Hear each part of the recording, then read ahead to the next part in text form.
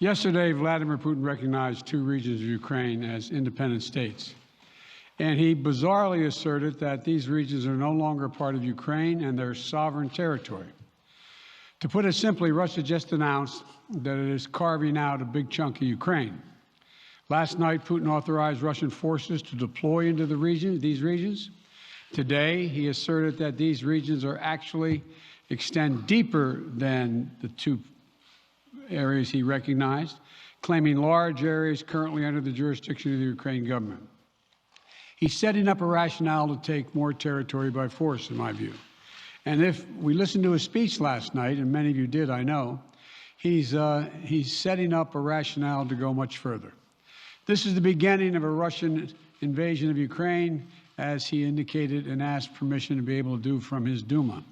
So let's begin to, I'm going to begin to impose sanctions in response far beyond the steps we and our allies and partners implemented in 2014. And if Russia goes further with this invasion, we stand prepared to go further as with sanctions. Who in the Lord's name does Putin think gives him the right to declare new so-called countries on territory that belong to his neighbors? This is a flagrant violation of international law, and it demands a firm response from the international community.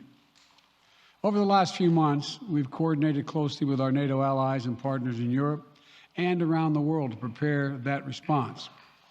We've said all along, and I've told Putin to his face more than a month ago, that we would act together.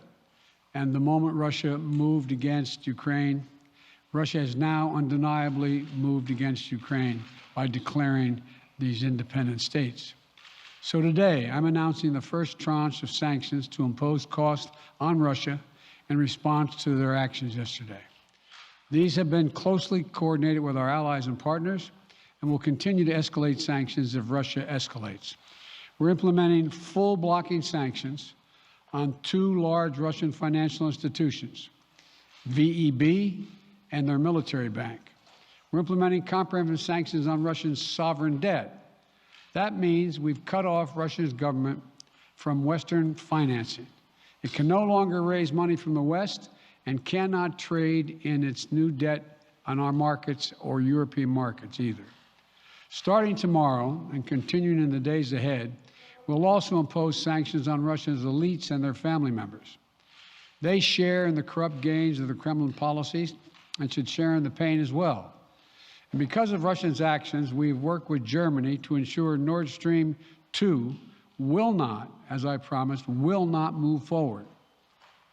As Russia contemplates its next move, we have our next move prepared as well.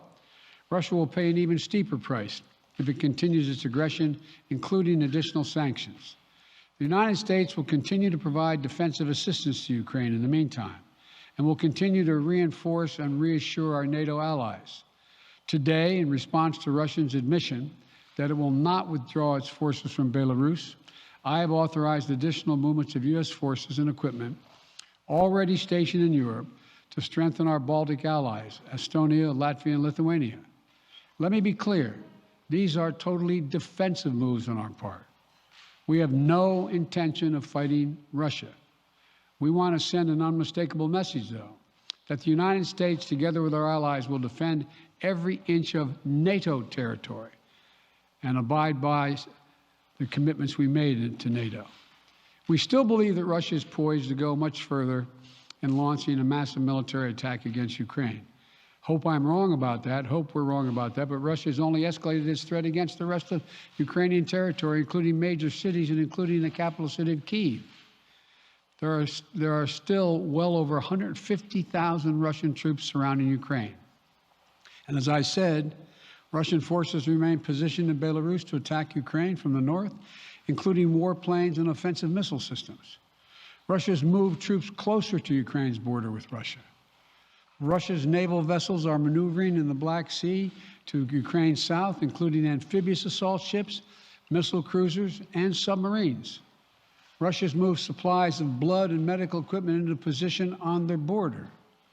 You don't need blood unless you plan on starting a war. Over the last few days, we've seen much of the playbook that Secretary Blinken laid out last week in the United Nations Security Council come to pass. A major increase in military provocations and false flag events along the line of contact in the Donbass. Dramatically staged, conveniently on-camera meeting of Putin's Security Council to grandstand for the Russian public. And now, political provocation of recognizing sovereign Ukrainian territory as so-called independent republics in clear violation, again, of international law. President Putin has sought authorization from the Russian parliament to use military force outside of Russian territory. And this set the stage for further pretexts of further provocations by Russia to try to justify further military action. None of us should be fooled. None of us will be fooled. There is no justification. Further Russian assault in Ukraine remains a severe threat in the days ahead. And if Russia proceeds, it is Russia and Russia alone that bears the responsibility. At every step, we have shown the United States and our allies and partners are working in unison, which he hasn't been counting on, Mr. Putin. We're united in our support of Ukraine. We are united in our opposition to Russian aggression. And we're united in our resolve to defend our NATO alliance. And we're united in our understanding of the urgency and seriousness of the threat Russia is making to global peace and stability. Yesterday, the world heard clearly the full extent of Vladimir Putin's twisted rewrite of history, going back more than a century, as he waxed eloquently, noting that, well, I'm not going to go into it, but nothing in Putin's lengthy remarks indicate any interest in pursuing real dialogue on European security in the year 2022. He directly attacked Ukraine's right to exist. He indirectly threatened territory formerly held by Russia, including nations that today are thriving democracies and members of NATO. He explicitly threatened war unless his extreme demands were met. And there is no question that Russia is the aggressor. So we're clear-eyed about the challenges we're facing. Nonetheless, there is still time to avert the worst-case scenario that will bring untold suffering to millions of people if they move as suggested. The United States and our allies and partners remain open to diplomacy if it is serious.